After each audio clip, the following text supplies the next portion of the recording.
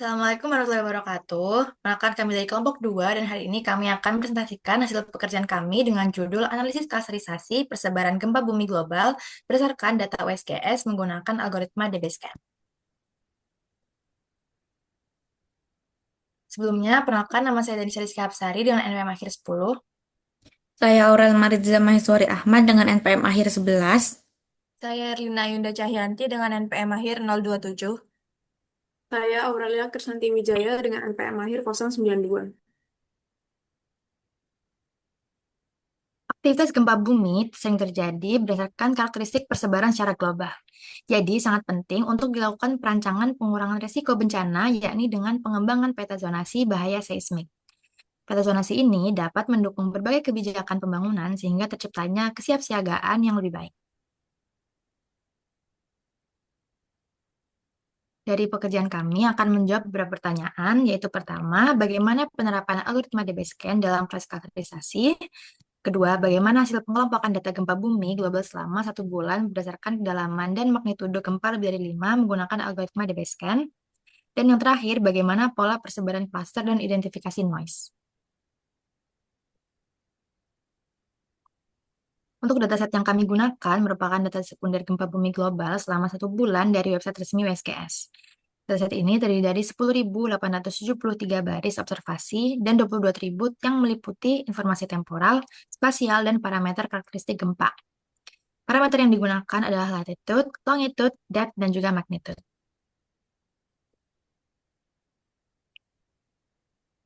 Untuk alur pekerjaannya, yaitu pertama, pengumpulan data gempa bumi global, lalu dilakukan pre-processing, normalisasi menggunakan standard scaler, penentuan parameter optimal di B-scan, penerapan algoritma di B-scan, evaluasi hasil clustering, dan yang terakhir divisualisasikan dari hasil clustering tersebut.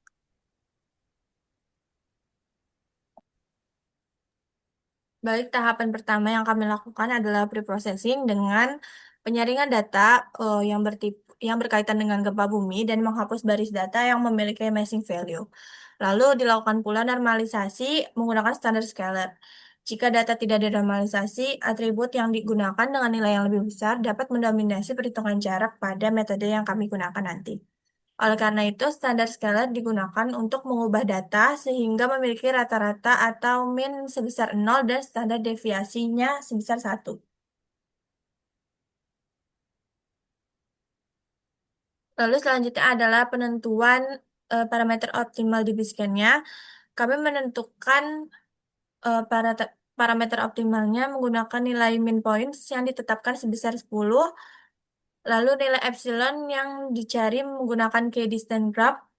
Pada grafik ini dapat dilihat bahwa sumbu Y menunjukkan jarak ke min point sebesar 10. Sedangkan sumbu X-nya menunjukkan urutan data yang telah diurutkan berdasarkan jaraknya. Lalu dapat dilihat bahwa adanya titik belok atau elbow-nya pada grafik yang memberikan estimasi awal nilai epsilon sekitar 0,507. Dan nilai ini digunakan sebagai referensi untuk proses pencarian parameter nantinya.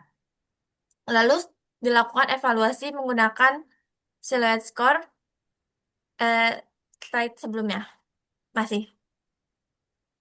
Lalu dilakukan juga evaluasi menggunakan silhouette score dan diperoleh nilai epsilon sebesar 1,6 yang menghasilkan kualitas clustering terbaik. Maka kami menggunakan parameter clustering akhir adalah epsilon sebesar 1,6 dan min points-nya adalah sebesar 10. Lalu selanjutnya adalah evaluasi parameter terbaik. Di sini kami menggunakan silhouette score dan DBI, di mana rentang silhouette score yang mendekati 1 mengindikasikan klaster sangat baik, sedangkan DBI rentang yang semakin kecil nilainya mengindikasikan klaster semakin baik. Lalu di sini dari hasil clustering diperoleh 3 klaster utama, yaitu klaster 0, klaster 1, dan klaster 2. Lalu terdapat beberapa data yang teridentifikasi sebagai noise dengan label min 1. Untuk evaluasi hasil klasternya, kami menggunakan Silascore dan DBI.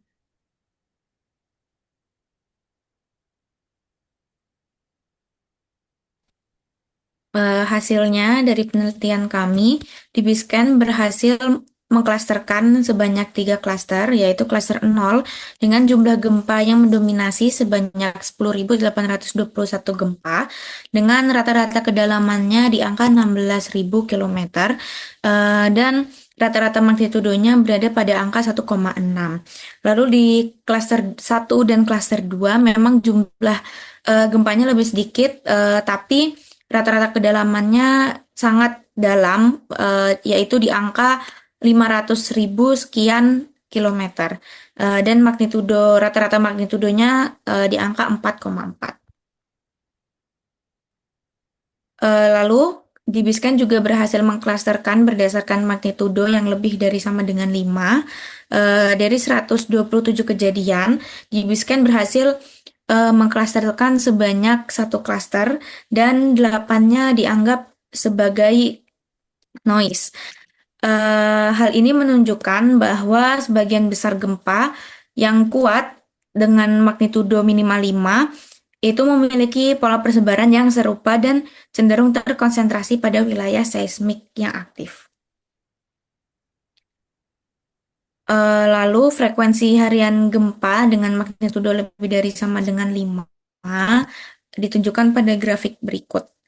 Dari grafik ini menunjukkan bahwa frekuensi harian gempa dengan magnitudo minimal 5 dengan jumlah kejadian berfluktuasi dari hari ke hari dengan puncak aktivitas yang terjadi pada 20 April 2026 sebanyak 16 gempa. Secara umum, pola kejadian ini relatif stabil tanpa lonjakan ekstrim, yang mana artinya hal ini sejalan dengan hasil clustering di Biscan sebelumnya. Kemudian kami juga memvisualisasi hasil persebaran klaster berdasarkan kedalaman. Jadi di sini menggunakan scatter plot dengan peta global, yang dimana titik putih merupakan noise dan titik biru merupakan klaster 0, titik oranye merupakan klaster 1, dan titik hijau merupakan klaster 2. Di sini terlihat bahwa klaster 0 itu sangat mendominasi peta dunia, yang dimana mengelompokkan gempa-gempa yang terkonsentrasi di zona tektonik aktif. Kemudian untuk klaster 1 itu mencakup titik-titik gempa dengan karakteristik berbeda, yang dimana di sini memiliki kedalaman lebih dalam dibandingkan klaster lainnya. Kemudian untuk titik hijau yaitu klaster 2 itu merepresentasikan kelompok gempa yang secara geografis lebih terisolasi. Dan titik putih atau noise itu titik-titik gempa yang tidak dapat dikelompokkan ke dalam klaster manapun karena kepadatan tetangganya di bawah ambang batas min PTS sama dengan 0. Selanjutnya adalah distribusi kedalaman per klaster. Di sini kami menggunakan histogram, yang dimana klaster 0 itu didominasi oleh gempa dangkal yang berkaitan dengan aktivitas tektonik di dekat permukaan bumi. Sedangkan klaster 1 dan klaster 2 itu sangat didominasi oleh gempa yang kedalamannya sangat tinggi, yaitu lebih dari 470 km. Sehingga dapat diambil kesimpulan pada proyek kami, yang dimana yang pertama, di Biscan itu berhasil diterapkan pada data gempa global menggunakan parameter epsilon 1,6 dan min point sama dengan 10. Kemudian juga terbentuk 3 klaster utama berdasarkan kedalaman dengan silhouette skornya 0,78 dan DBI-nya 0,77, yang artinya kualitas clustering itu cukup baik. Kemudian juga terbentuk 1 klaster berdasarkan magnitudo minimal 5, yang dimana terbentuk 111 gempa dengan 8 kejadian lainnya adalah noise. Sekian presentasi dari kami. Kurang lebihnya mohon maaf. Wassalamualaikum warahmatullahi wabarakatuh.